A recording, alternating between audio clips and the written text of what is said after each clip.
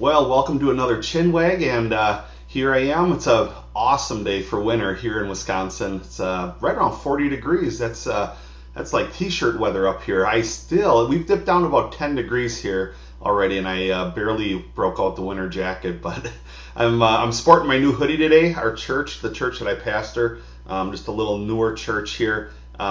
We ordered up new hoodies, and so Radiant Fellowship. It's supposed to be hunter orange, but it actually looks blaze orange, and deer hunting season's over, but oh well. Luckily I ordered another one. So this is my official office attire that I like to wear, and not a far cry from what I wear on Sundays. But anyways, we have a group that's called That's Not My God. It's on Facebook. You can find it at facebook.com/That's Not My God. Now, here comes the big reveal. I have a co-moderator. I don't know if any of you knew about this, and I'm not going to reveal who it is unless this person chooses to come forward. They're welcome to do that, but otherwise we'll keep it a secret. But this person put up this question, this post. Who do you talk to when you have deep spiritual needs, concerns, or questions? Now, in the tradition of That's Not My God, it is used to spark conversation. And one person said, the Word, aka God, He is sufficient for me. I don't doubt that one bit. I think that's a good answer for some people. Let me just be brutally honest here. For me, that doesn't work. I do turn to God. I do believe there's something supernatural about prayer. From the psyche end of things, I think there's something very important about talking, even if it is to a God that we don't necessarily see. Now, don't get offended by that statement. But usually who I turn to is first, of course, God. But is He sufficient enough for me? Probably not. Now, let me read a scripture to you here in Matthew 25:40. Now, you know this portion of scripture. It's the parable of sheep and goats. And to read it in context would take quite some time. So let me just get this one here in verse 40. The king will reply, I tell you the truth, whatever you did for one of the least of these brothers, you did for me. Now, he's talking to the Christians that were helping people, being there for their times and needs and everything. Then he goes on further and talks to the goats, the ones who thought they were doing it, but really weren't, and says, whatever you have not done unto the least of these, you have not done unto me.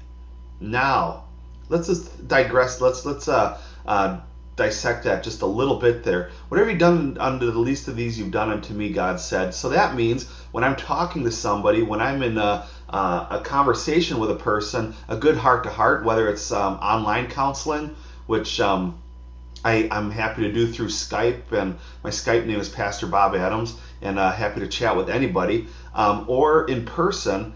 You know, the thing is that sometimes when we talk to somebody face-to-face, that's more sufficient than praying and not really seeing God, hearing God necessarily in your scenario.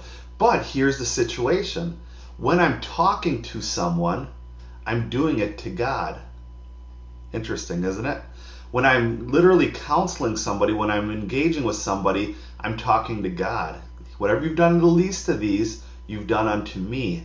Okay? And so what happens is when I'm going through a difficult time, when I'm going through a hard time, and I'm just done praying, I need to find a Christian brother or sister that I can really pour my heart out to, and those are few and far between.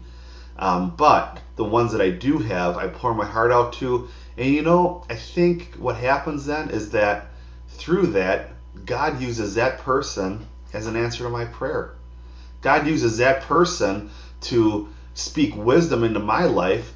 Maybe there's nothing to be said, rather me just needing to vent. That's therapeutic as well. And so God uses that person to respond to me. What do you think about this? I think it's an important thing. I don't think the person that answered the question with the Word, aka God, He is sufficient for me, is wrong. But I thought I would expound on that a little bit and explain my stance as to why I think the Word is good. Okay, the Bible, that's good, and we need that. But I don't always find my answers there that I need now. I know that sounds very non-Christian, but I think it's also at the same time something worth exploring. And then aka God, well, you know what? Can we connect with God through people? I think so.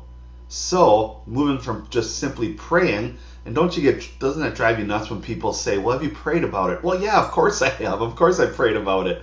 But that sometimes can drive a person nuts. And so finding somebody to talk to who we can relate to, and here's the key, keep it confidential. That is very important. And then that's where I find sufficiency as well. So, hey, what works for you? Shoot me your thoughts, info@thatsnotmygod.com, or post a comment here on Facebook or here on YouTube as well. We'll talk to you soon. Bye.